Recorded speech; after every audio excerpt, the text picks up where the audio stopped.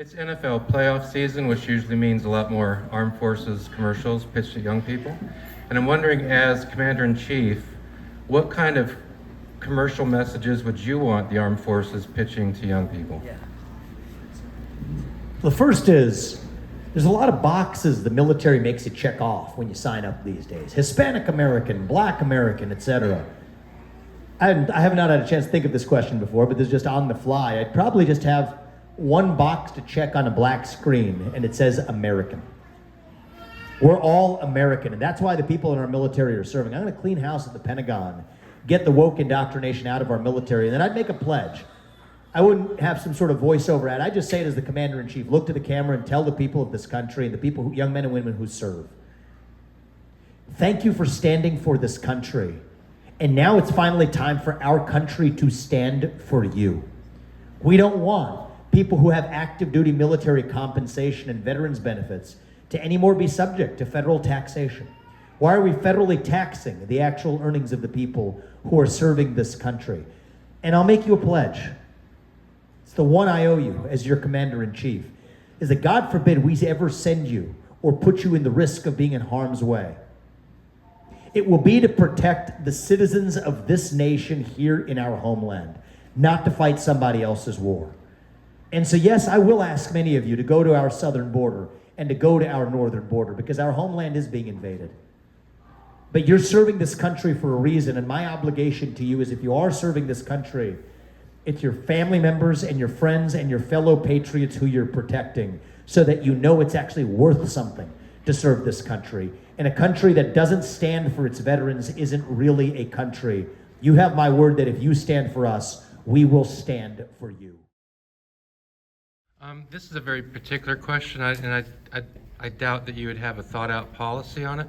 But as I've been driving around today, I've seen the WWII flag a couple times. And more than any other country, this one has expended resources to find the remains of its missing in action from World War II, Korea, and Vietnam. Of course, as time goes by, those remains are harder and harder to find, and very, very expensive. So that, one recovery might cost a few $1,000,000, or that might be spent without any recovery. So on the one hand, there's the ideal of leaving no service member behind.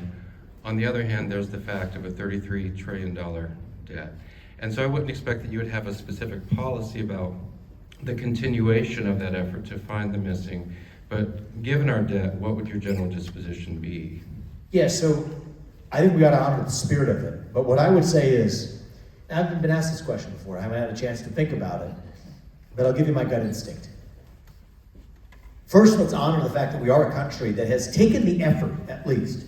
It gets much more expensive over time, but at least even in those initial years, we're a unique country that says, these veterans fought and served the United States of America, we stand for them.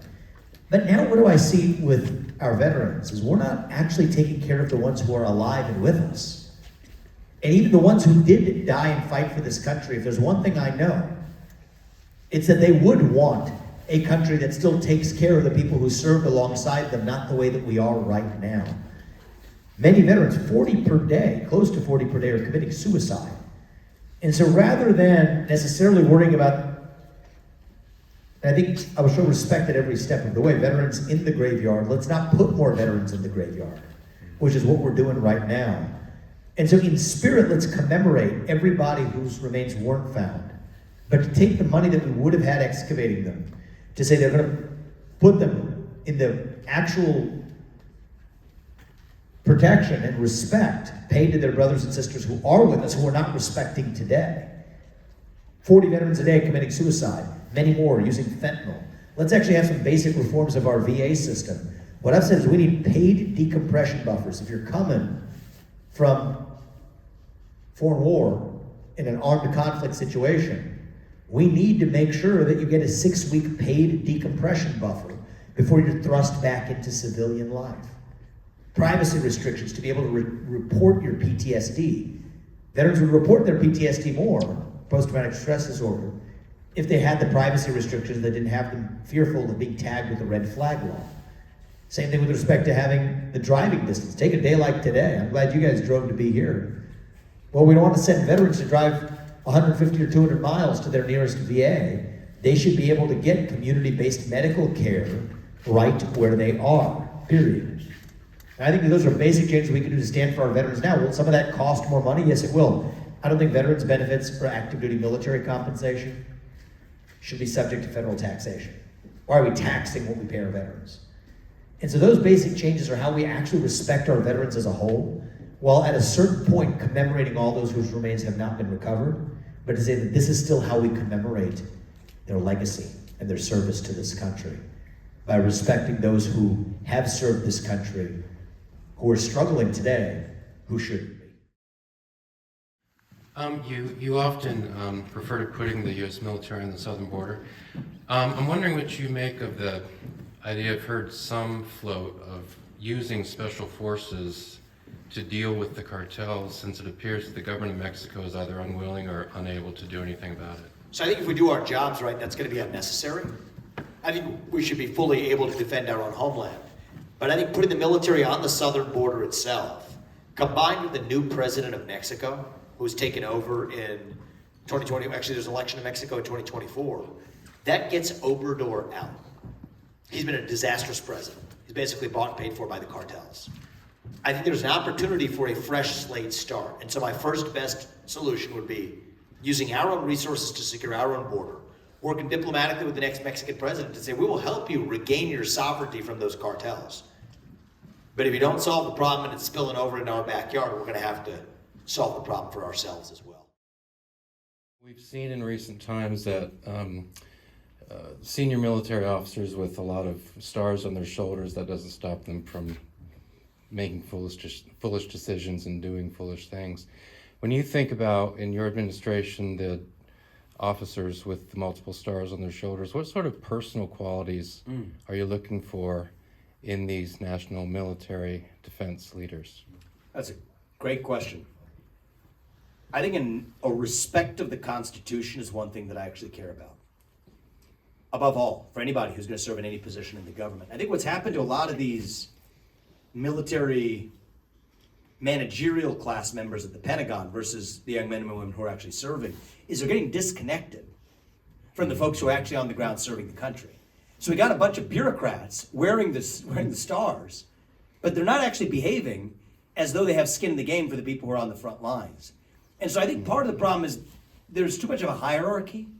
So one of the ways I've run my business is if somebody's excellent at what they do, I don't care what their age is, I don't care what their qualifications are. If they've demonstrated themselves to be the best person for the job, let's move them up. And in some ways, even if you're an analyst and then you rise the ranks at a major corporation, sometimes you forget the skill sets by the time you actually get to the top of the food chain, where it's actually good to have somebody at the top of the food chain that remembers what it's like to be in the trench. And so I think we're actually going to bring some fresh blood out of people who have risen the ranks of our U.S. military, seen the perils of some of the bad policies that have been foisted from on high. I mean, let's even take some basic ones. The COVID shot, mandated for so many of our sons and daughters, many of whom refused to take it and then lost their job for that reason. So one thing I've pledged is that anybody who's serving in our U.S. military who lost their job because of their refusal to take the COVID shot will have their position restored with back pay times 1.5x. That's justice in this country, the right thing. But somebody has to be, end the woke indoctrination. People on the ground are seeing how that's divisive. It's uninspiring. It stops us from pursuing common purpose, which is protecting this homeland, instead distracted by racial ideologies and gender ideologies that are dividing us to a breaking point. So I think that's what I'm going to do, is get the middle management, get the upper management out of there, get the managerial class out of there, and get the patriots who have more recently served on the front lines. And if it means to putting 2 stars or 3 stars on and skipping the process a little bit, that may be what it takes to actually restore the lifeblood of a Pentagon that otherwise has lost its way. And yes, I will be cleaning house at the Pentagon. I can also tell you something that nobody else in this race apparently can. I'll tell you that Nikki Haley won't be my vice president. Won't come anywhere near that White House. Then say about John Bolton or Lindsey Graham. Relegate the Dick Cheney vision of our Republican Party, relegate it to the dustbins of history. I think that's one of my learnings from Donald Trump as well, is he had the right ideas, but if you staff your administration with people who are hostile to your own agenda, especially in foreign policy roles, you end up with actually a difficulty in implementing your own agenda. I'm not going to make that same mistake, and I'm not blaming him for the past, but I'd like to actually learn for the future. That's what it's actually going to take. And so I don't sit here bashing the predecessor. But I will tell you that I'm going to learn from those experiences to make sure we actually lead our nation forward. We have the No to Neocons pledge that we launched in this campaign. Say that basic ideas that every person serving in my administration is going to have to sign up for, which is some basic ideas that war is never a preference, only ever a necessity. The moral obligation of U.S. leaders is to the citizens of the United States of America, not any other one.